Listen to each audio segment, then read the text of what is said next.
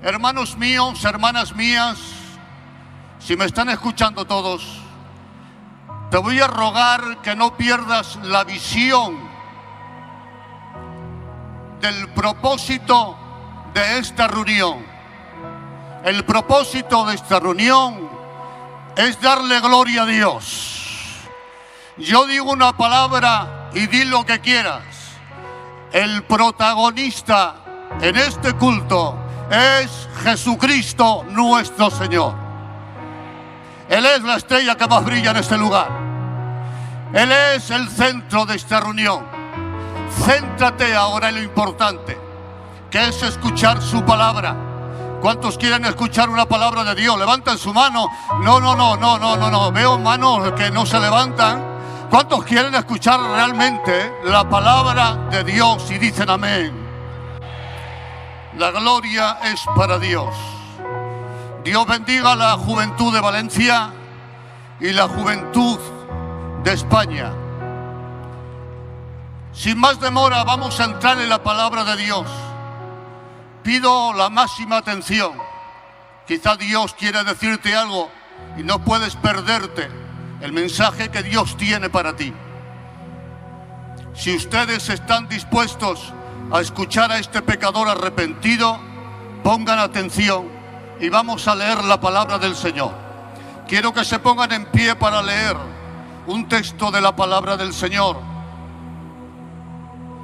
Y como el mensaje es para la juventud, veo muy apropiado estas palabras que el rey David, antes de morir, le dijo a su hijo Salomón, siendo Salomón un hombre muy joven. Primera de Crónicas 28:9 dice así la palabra del Señor: y tú, hijo mío, reconoce a Dios y sírvele con corazón perfecto y con ánimo voluntario, porque Jehová escudriña los corazones de todos y entiende, esto es tremendo, y entiende todo intento de los pensamientos. Si tú le buscares, le hallarás, pero si le dejares, Él te desechará para siempre. Ora conmigo. Señor, en esta tarde, gracias por estar aquí. Tú eres el protagonista en este culto. Hemos venido a darte gloria a ti.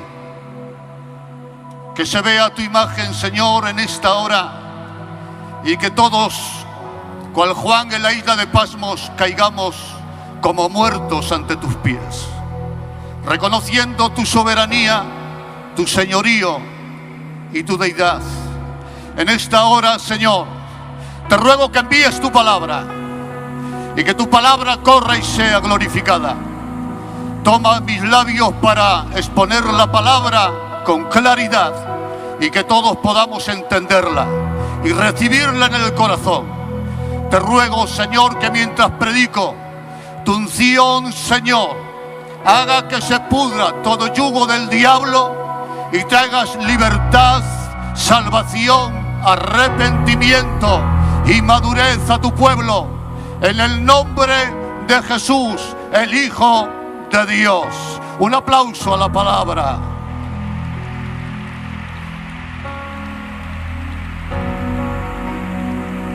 Amén. Tomen asiento, queridos hermanos. A ver si os suena esta frase.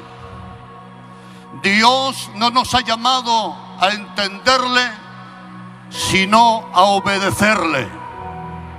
La vuelvo a repetir.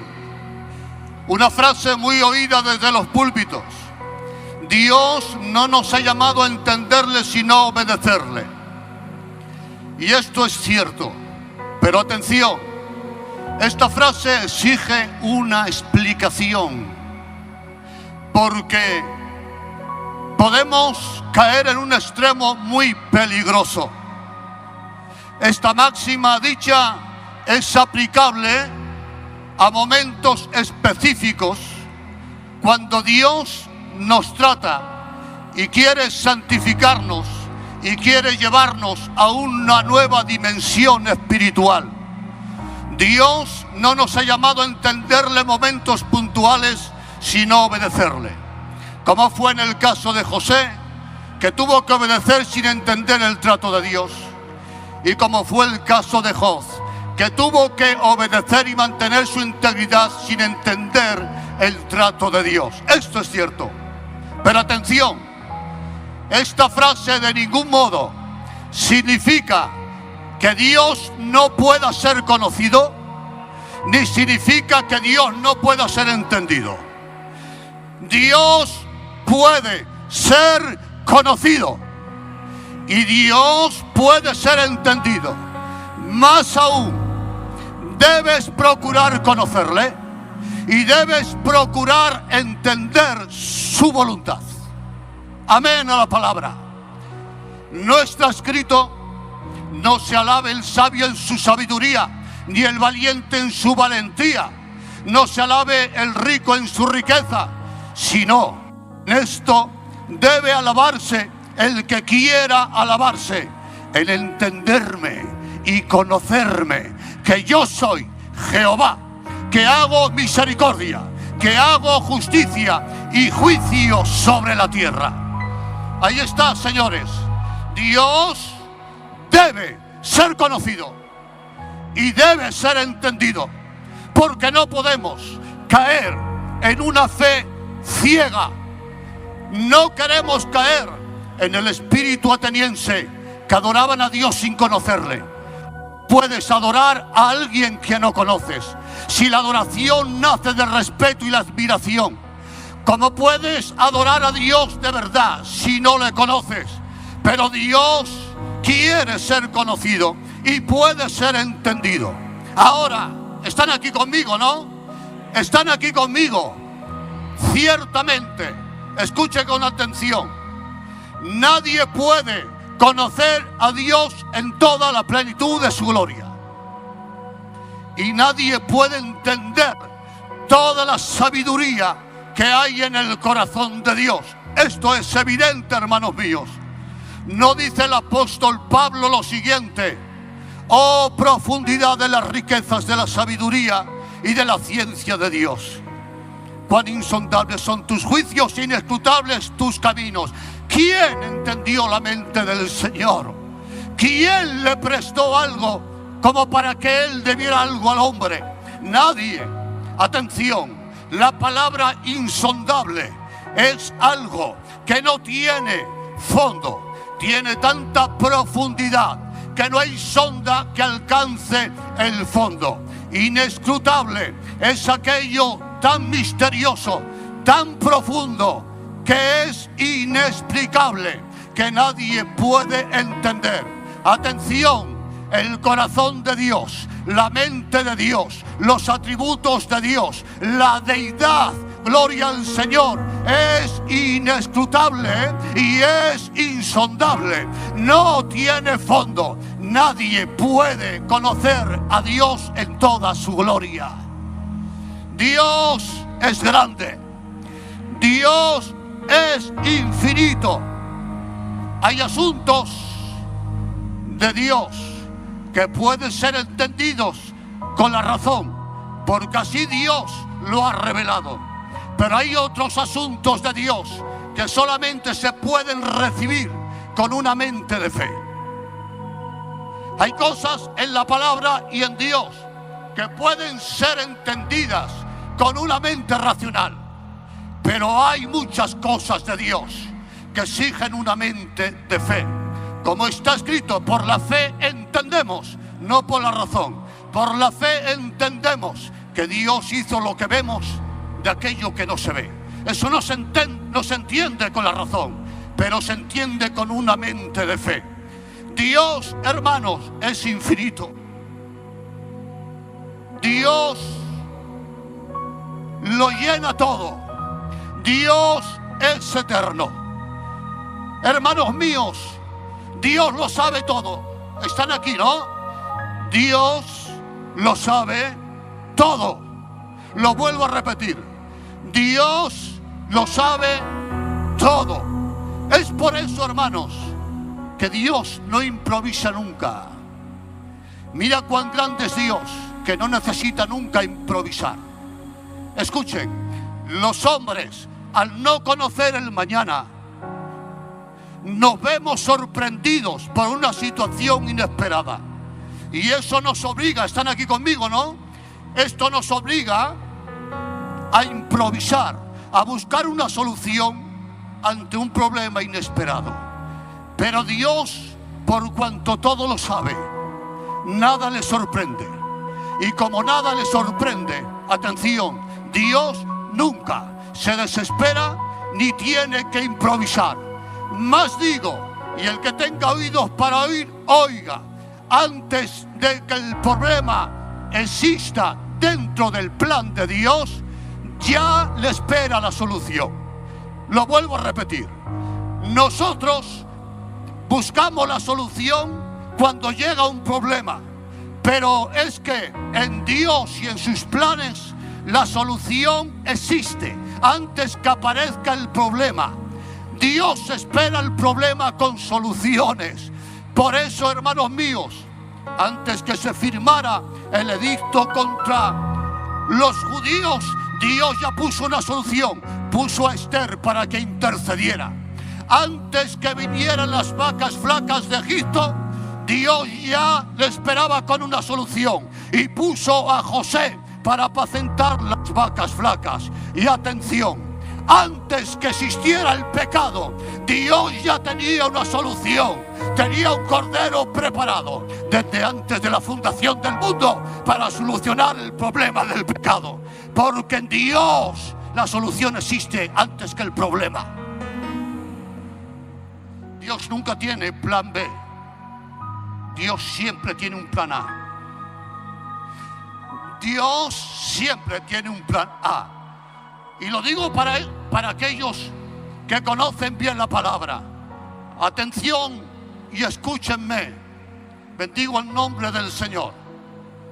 Dios no tiene plan B. El plan A de Dios en su plan y en el consejo eterno de Dios no fue Moisés, fue Cristo. El plan A de Dios no fue Israel, fue la iglesia.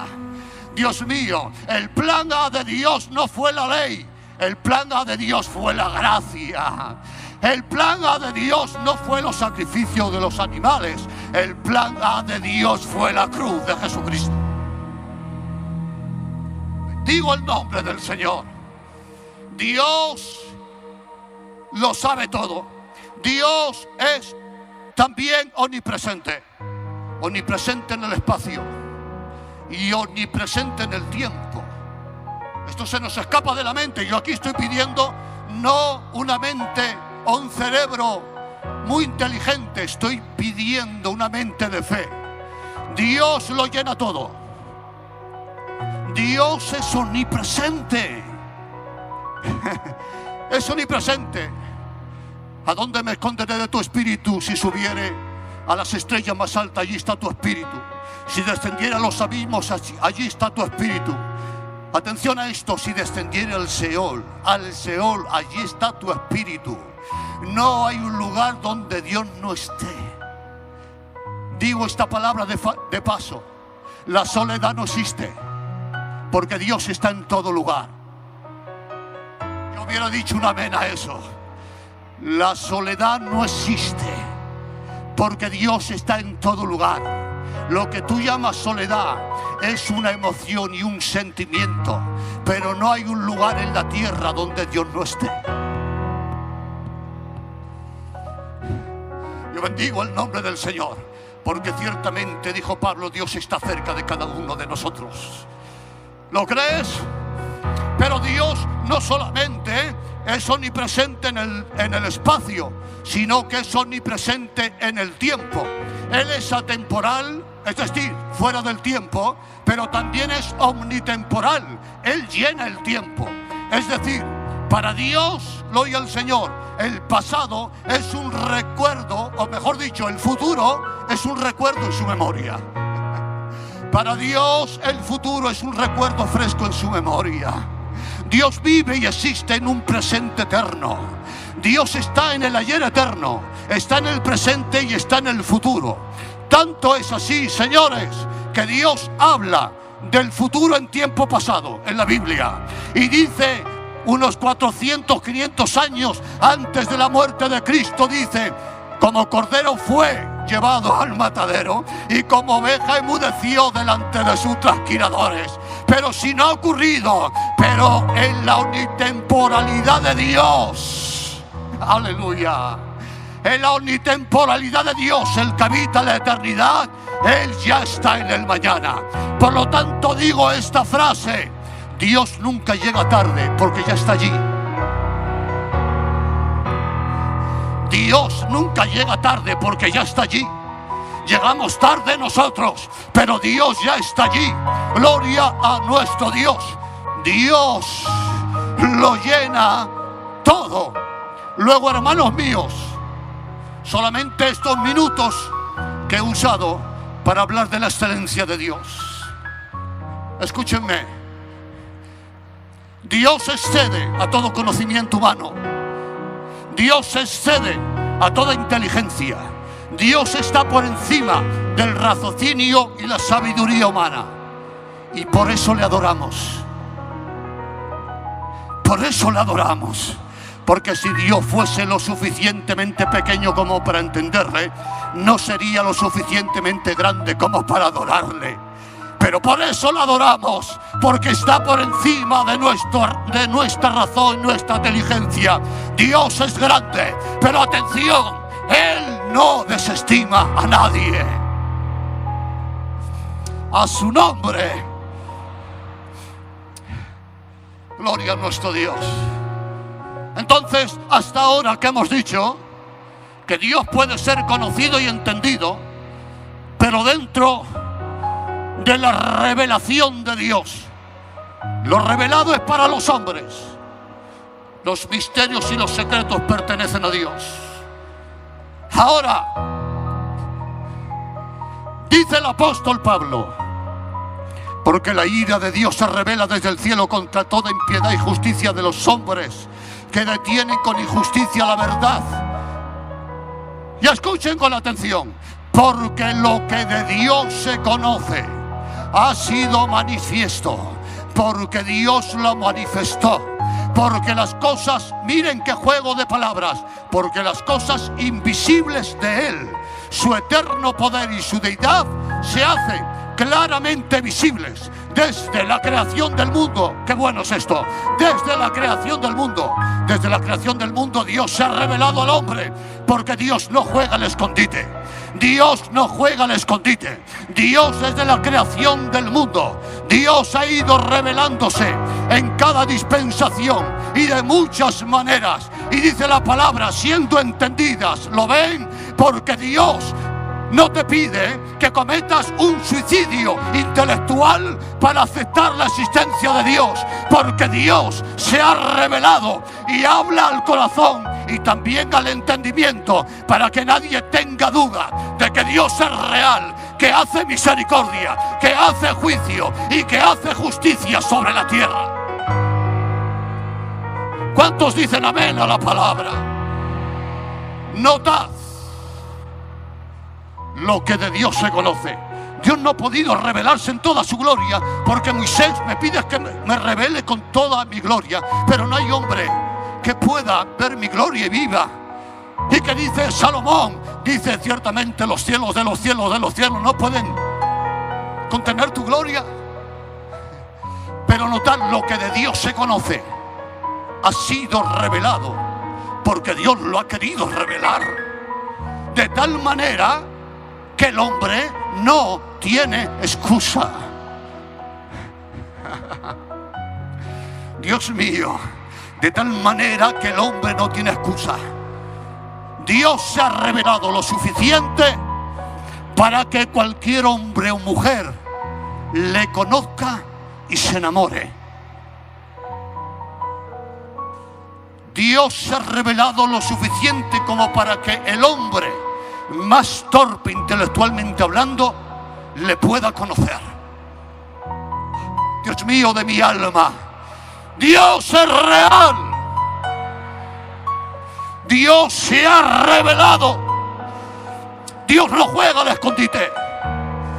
Satanás, que el Señor lo reprenda, Satanás se disfraza ¿de qué? De ángel de luz. ¿Por qué se disfraza Satanás de ángel de luz? Porque si se muestra tal como es tan feo, tan grotesco, tan malvado, tiene tanta tiniebla, que si se muestra tal como es, no seduce a nadie, no enamora a nadie, no conquista a nadie.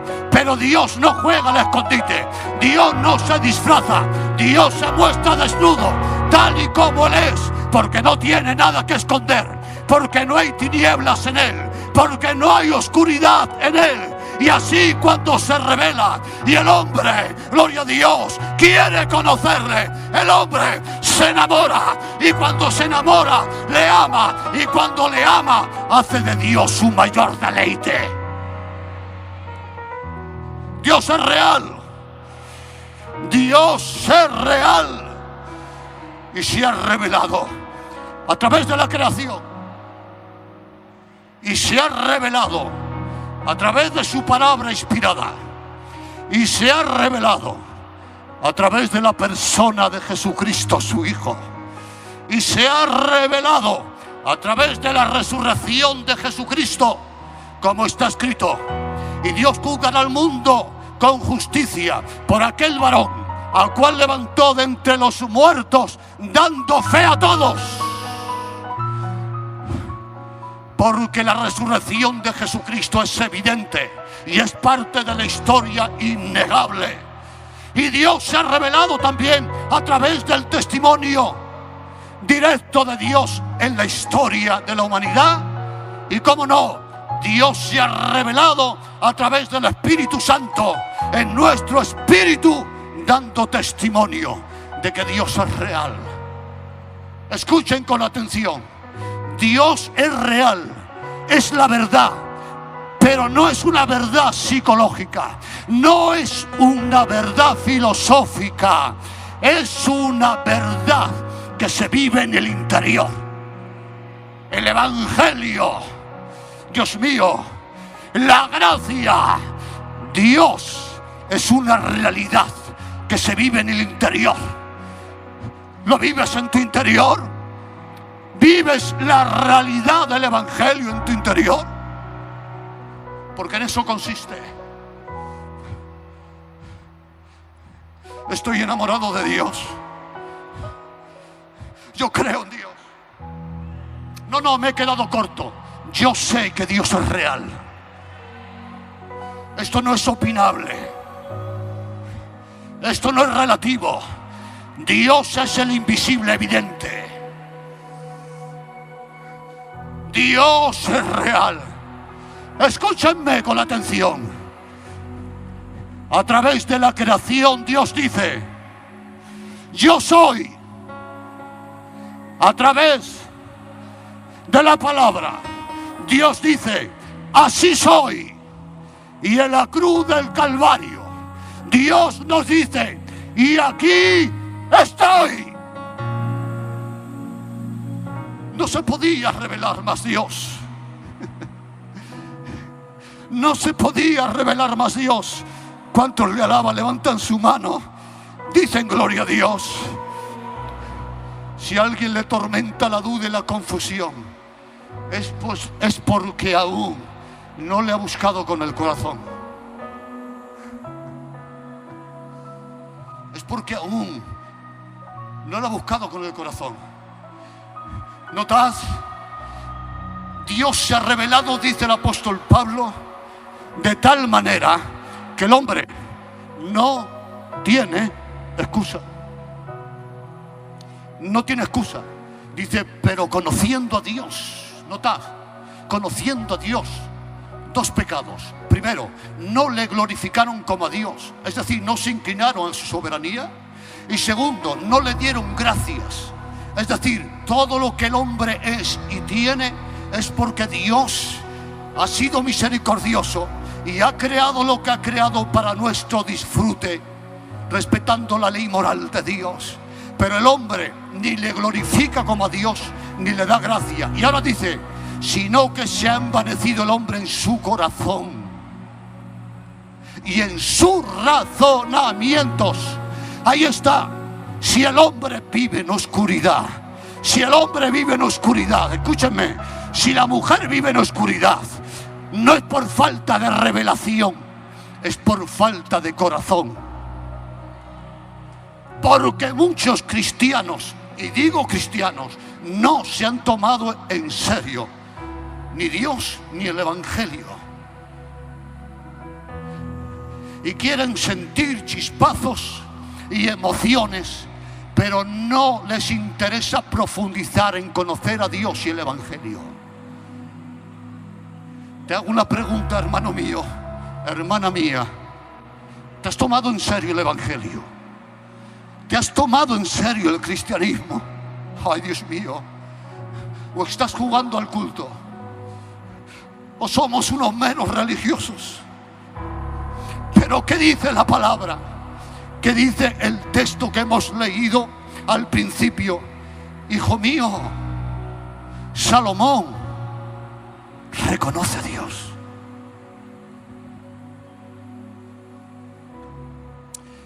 Dios mío, yo no sé si estoy llegando con mi voz al fondo, no lo sé. Pero quisiera meterme en tu corazón y hacerte entender lo que Dios nos revela en su palabra. Reconoce a Dios. Hasta ahora he dicho conocer a Dios, pero David, que conocía bien a Dios, no dice conoce a Dios, sino que dice reconoce a Dios. Dime, angeloso, ¿qué significa reconocer a Dios? Escúchanme, siervos del Señor, jóvenes, ancianos. Reconocer es examinar con cuidado y con atención a una persona para conocer mejor su naturaleza, su calidad, su esencia, su corazón, para formarse un juicio claro de cómo es Él.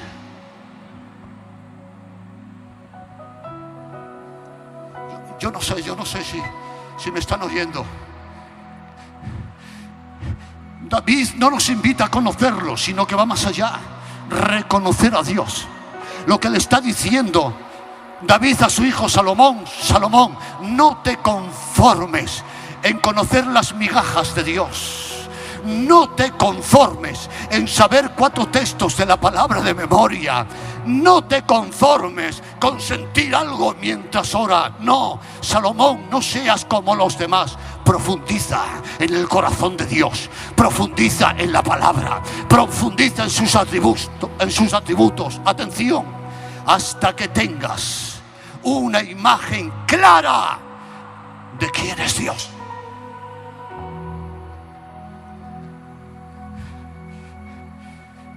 El que duda y vive en confusión, escucha, es porque no ha puesto corazón. Lo vuelvo a repetir. El que duda y vive en confusión y piensa que aún quizá no está en la verdad, aunque está en Cristo, es porque no has profundizado. Muchas personas están trabajando mucho en crecer hacia arriba y no hacia abajo. Pero el apóstol Pablo dice: enraizados y sobreedificados en Cristo. Dios mío, enraizados y sobreedificados. Enraizarse es echar raíces hacia abajo, y sobreedificar es crecer hacia arriba. Pero notad que primero dice crecer hacia abajo para después crecer hacia arriba. Nos gusta mucho el escenario, nos gusta mucho levantar la cabeza, nos gusta mucho promocionarnos, pero no profundizamos, no enraizamos.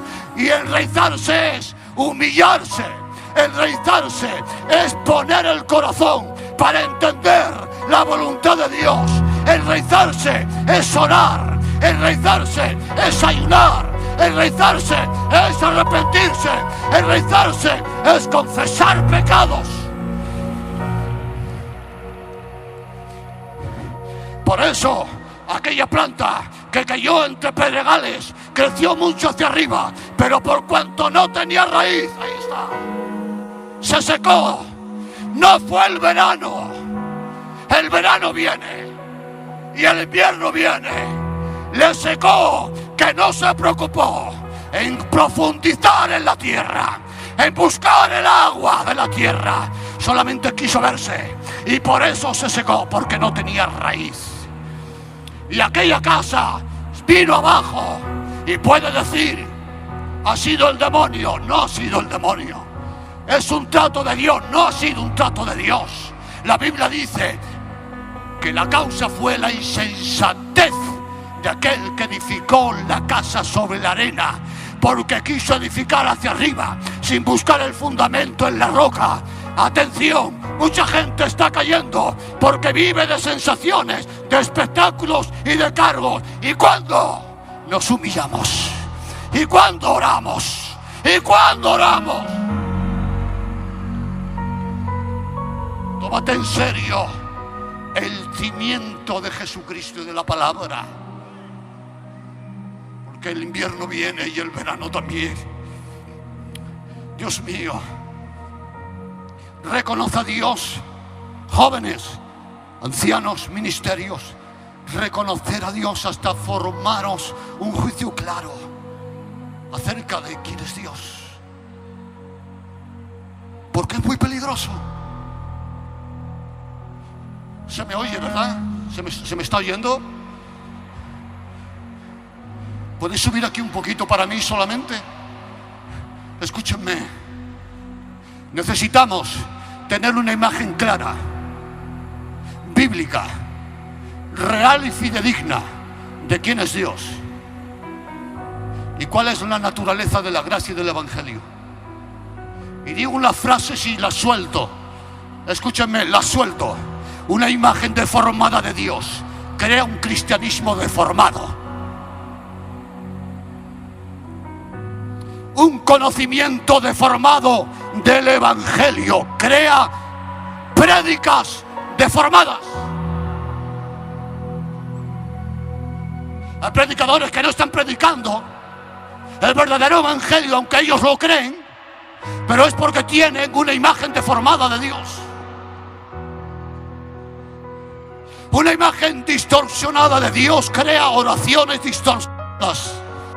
Una imagen imaginaria de Dios crea una adoración falsificada. Dios mío, ¿están aquí conmigo? Y atención a esto, una imagen distorsionada de Dios crea una visión deformada de lo que es pecado. Santo. Una imagen deformada del Evangelio de Dios crea una visión deformada de lo que es pecado. Por eso los pastores predicamos contra el pecado y muchos lo justifican porque no tienen una imagen verdadera del pecado. ¿Por qué? Escúchenme con atención. El término pecado solamente existe porque existe Dios. Dejadme explicar esto. En el mundo se dice que hay, con mucho respeto, asesinos, que hay ladrones, que hay malvados, que hay pedreastas, que hay machismo, que hay, gloria al Señor, muchos pecados. Pero nunca dicen, en la sociedad hay pecadores. No. Hay ladrones, hay asesinos, hay borrachos, hay adúlteros, pero no hay pecadores. Hablan de mentira, hablan de murmuración, hablan de orgullo, pero nunca dicen hay pecado. Porque para tener un concepto claro del pecado, primero hay que tener una conciencia de Dios. El que no tiene conciencia de Dios no puede tener conciencia del pecado.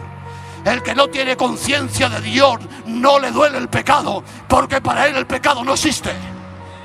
Por lo tanto, necesitamos, para tener una visión clara del pecado, necesitamos tener conciencia de Dios. Y para tener conciencia de Dios necesitamos una conciencia educada con la palabra.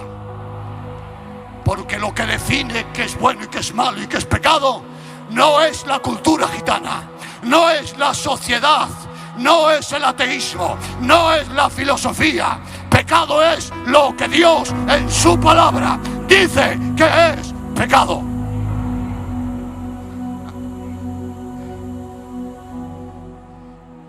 Necesitamos una imagen clara de quién es Dios. Están aquí conmigo, ¿no?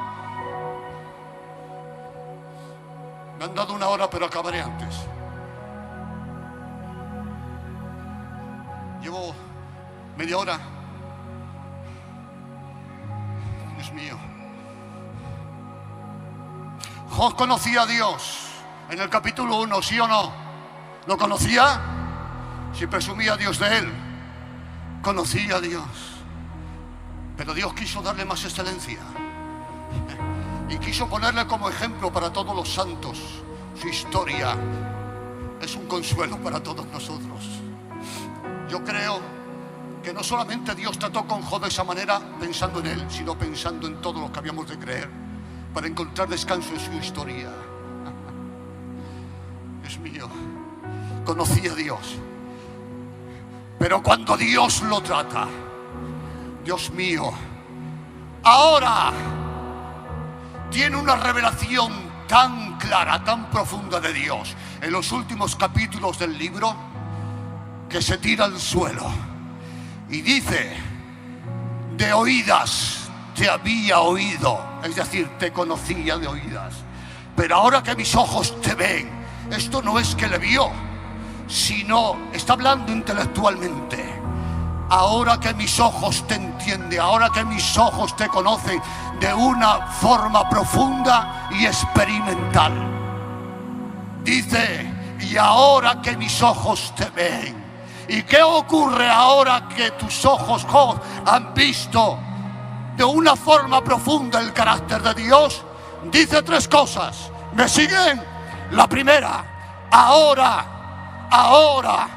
que te conozco, atención, dice, me aborrezco. Ahora que te conozco, me aborrezco. Dios mío. Pero según Eliú, Job dijo que él era más justo que Dios, o al menos lo insinuó. Pero ahora tiene una revelación clara de Dios que dice: Señor, ahora que he visto tu magnificencia, tu santidad y rareza, tu pureza, me comparo a ti y me aborrezco. Me aborrezco. Solo cuando el hombre conoce la santidad de Dios de una forma profunda, llegará a aborrecerse. Dios mío, solo cuando el hombre conoce a Dios se aborrece. El conocimiento profundo de Dios quita nuestro orgullo, quita nuestras envidias, quita las tinieblas que hay en nosotros. Yo te voy a decir algo. ¿Ya te has dado cuenta que tú como yo eres un miserable pecador? ¿Ya te ha revelado Dios la maldad que hay en el corazón humano? ¿Ya te has dado cuenta de que realmente no mereces nada de Dios? ¿Te lo ha revelado Dios? Escuchen con atención. El que no se aborrece a sí mismo, el que no se ve miserable, aún no tiene una revelación clara de Dios. Porque el que conoce a Dios, el que conoce la gloria de Dios, conoce sus propias miserias. Para salvarse, Dios le tiene que perdonar al pecador. Para que Dios perdone al pecador, el hombre se tiene que arrepentir, ¿sí o no? Pero para que el hombre se arrepienta, tiene que verse miserable. Si no me he visto miserable, no puedo arrepentirme.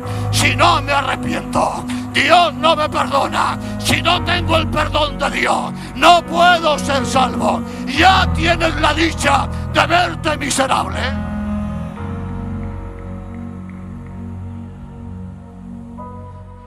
Alabo a Dios.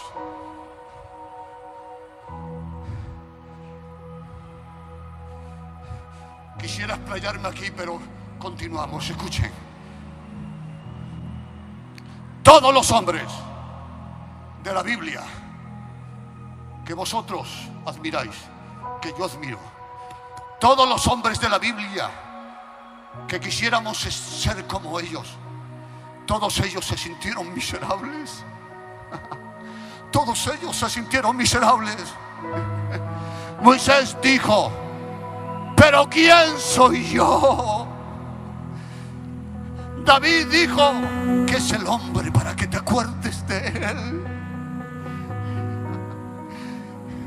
Isaías dijo: ay de mí que soy hombre inmundo de labios. Pedro dijo de rodillas: apártate de mí, Jesús, que soy un pecador. Juan el Bautista dijo: no soy digno de encorvarme para desatar la correa de su calzado. Dios mío. Y Pablo dijo: miserable de mí, ¿quién me librará de este cuerpo de muerte? Si estos grandes hombres se vieron indignos, ¿qué pasa que tenemos tanto orgullo? ¿Qué pasa que hay tanta soberbia? ¿Qué pasa? Aún no hemos tenido una revelación clara de lo que es Dios para reconocer nuestras miserias.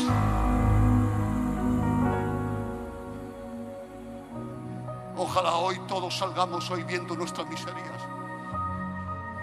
Hay quien no valora la gracia porque aún no se ve miserable. Pero cuando uno reconoce su pecado y ve su pecado, solamente le queda esperanza en la cruz. Alabo a Dios. Pepe,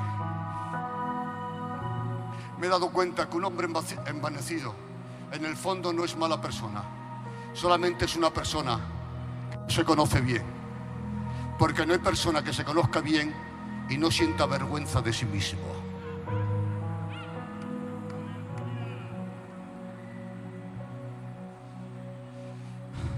Me aborrezco. ¿Y qué más? ¿Y qué más? ¿Y qué más? Oh, ahora que mis ojos te ven, me arrepiento. Os pregunto, ¿están aquí conmigo? La congregación dice para él un poderoso gloria a Dios. No oigo nada a su nombre. Me arrepiento. Os pregunto, ¿Job conocía a Dios antes del trato? ¿Era salvo? Claro que era salvo. ¿Le había perdonado Dios? Sí. Entonces, ¿por qué dice ahora me arrepiento? Porque escuchen, y ahora hablo de la gracia. El que está en Cristo es justificado una vez y para siempre. No hay necesidad de ser justificado más veces. El que permanece en Cristo, amén, es justificado de una vez para siempre. Esta es la gracia de Dios. Pero atención, aunque en la carrera de la fe no necesitamos ser de nuevo justificados, sí necesitamos muchas veces de nuevo ser perdonados. Porque el arrepentimiento es progresivo, porque día a día Dios nos va revelando miserias ocultas que hay en nosotros. Y cuando la palabra nos revela el pecado escondido que hay en nosotros, lo que tenemos que hacer es ponernos de rodillas y pedir perdón por nuestro pecado. Es decir, posicionalmente somos santos por gracia, pero hay un arrepentimiento y una santificación progresiva. Y ahora a mí me desarmó Dios pensando en Job. Me desarmó. ¿Por qué? Porque Dios en el cielo presume de Job. No hay hombre más recto, más santo, apartado del mal, íntegro. No hay hombre en la tierra como él, Ramón. No hay hombre como él en santidad. No hay hombre como él. Sin embargo, yo me quedo pasmado. El más limpio, el más recto, del cual Dios presume necesitó ser mejorado. el más recto necesitó ser mejorado. ¿Y por qué tú y yo nos hemos detenido en la santificación? ¿Por qué tú y yo nos hemos detenido en la santificación? Si el más recto de toda la tierra pudo y necesitó ser aún más perfeccionado, ¿cuánto más usted y yo? Dios mío de mi vida, ¿por qué has dejado de luchar por la santificación? ¿Por qué no sueltas eso que sabes que Dios te ha dicho que no te conviene, joven? Notad, hermanos míos, que Cristo dijo: ser perfecto como vuestro Padre Celestial es perfecto. Pero Jesús está vuelto loco. Pero ¿quién puede ser perfecto como Dios, como el Padre? Es imposible. Entonces, ¿por qué pone ese modelo? Porque si pone por modelo a un hombre o una mujer, le puedes superar y se detendrá tu santificación. Pero Dios pone, o Cristo pone, un objetivo imposible para que nunca se detenga nuestra santificación. Todos sabemos lo que tenemos que dejar. Dios nos llama al arrepentimiento. Y la tercera cosa que pudo entender Job cuando conoció al Señor más de cerca: yo conozco, Señor, que todo lo puedes y que no hay pensamiento que se esconda de ti. ¿Quién soy yo para dudar de tu providencia mostrando tanta ignorancia? Yo hablaba lo que no entendía, cosas demasiado maravillosas para mí que yo no comprendía. Y dice: pero ya no hablaré más. ¿Qué nos está diciendo Job? Ahora que te conozco más de cerca y conozco tu providencia y conozco que tú tienes el control en los santos, ahora seguiré confiando en ti, aunque no entienda el trato. Desde ahora te obedeceré, aleluya, sin cuestionarte. Es decir, conocer a Dios produce en nosotros confianza en Dios. Y esa confianza te aporta la paz que necesitas. Conociendo a Dios, tendremos paz. Quiero un aplauso para Dios. Quiero un aplauso para Dios. Con excelencia.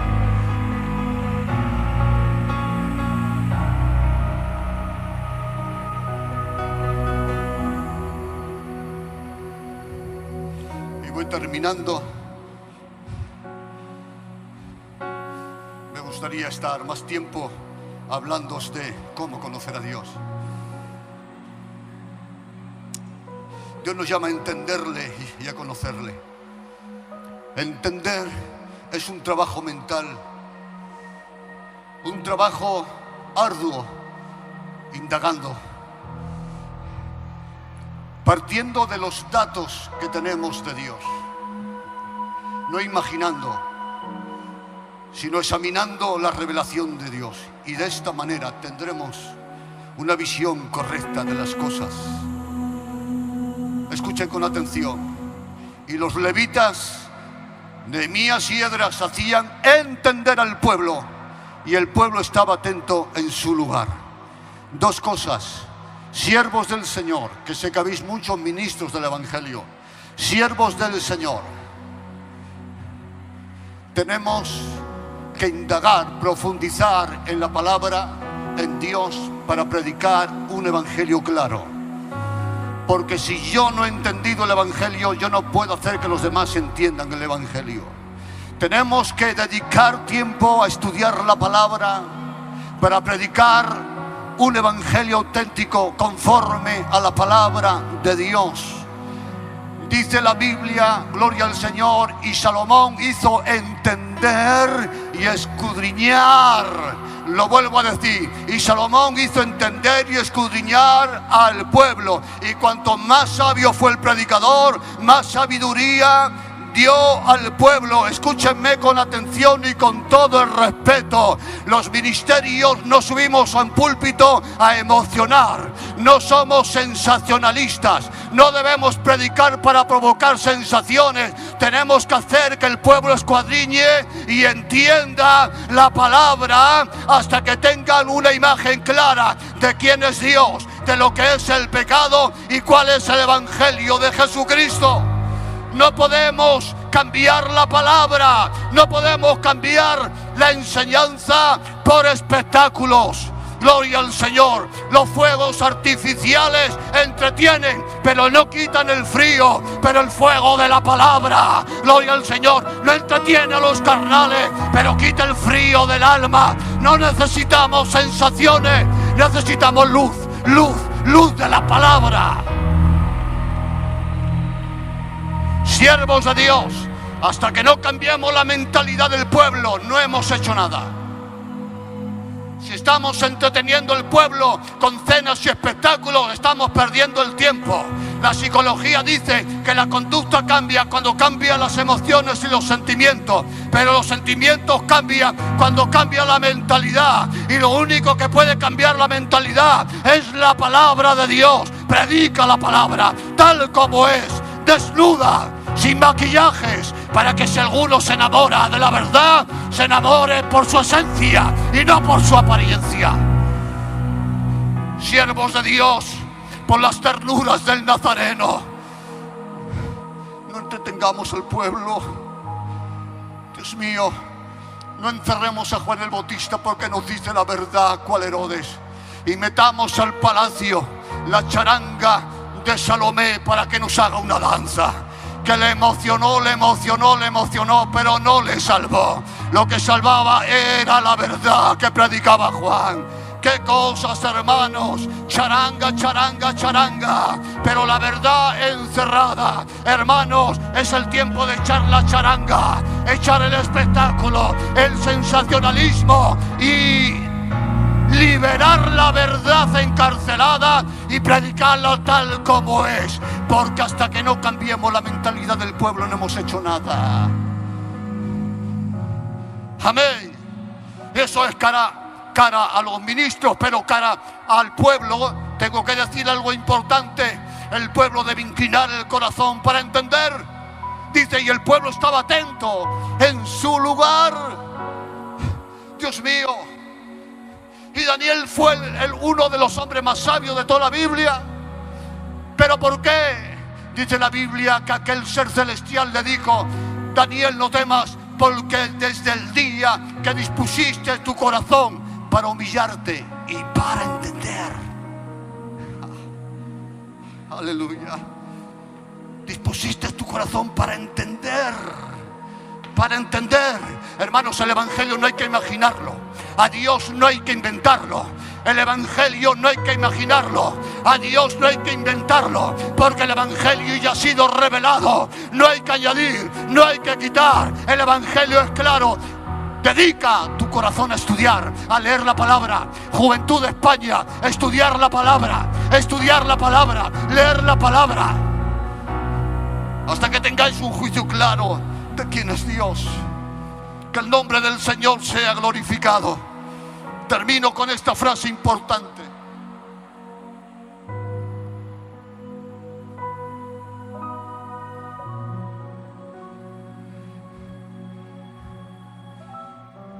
El salmista Asa vivió una crisis espiritual, sintió envidia del lujo y de los impíos y de la prosperidad de los pecadores, y llegó a decir esta palabra: en vano he limpiado mi corazón. ¿Para qué? No merece la pena. No merece la pena. Si mira cómo estoy yo, no merece la pena limpiar el corazón. ¿Para qué? Y vivió un declive espiritual. Resbalaron sus pies. Pero notad. Dice deslizar y resbalar. Es una caída progresiva. No se desplomó. Nadie cae de golpe. Es una caída progresiva. Empieza a resbalar aquí y se cae allí. Nosotros decimos: ¿qué golpe ha tenido? ¿Cómo ha caído fulano? No, ya se resbaló hace tiempo. Ya pisó en vano lugares que no tenía que pisar, y ahora el batacazo es la revelación. Pero ya cayó hace tiempo. Iba un declive, iba a tocar fondo hasta el punto de que casi apostata la fe. Pero notar lo que dice, hasta ahí paró el declive. Hasta, ¿qué dice? Hasta que entrando en los santuarios de Dios, entendí.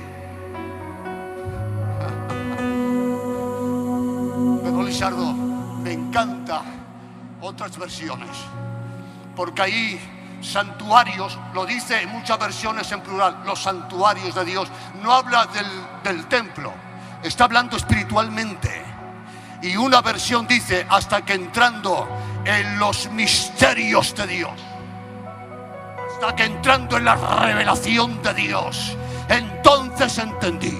Y ahora, este que ha entendido las cosas y tiene una imagen clara de quién es Dios y lo que le espera en la eternidad, este que tenía envidia de la prosperidad, que tenía una visión materialista, ahora dice, ¿a quién tengo yo en los cielos? Si no es a ti. Y ahora que lo he entendido, ya nada deseo de esta tierra, porque Dios es mi porción. Apláudele a Él por el amor de Dios. Creo que merece un aplauso.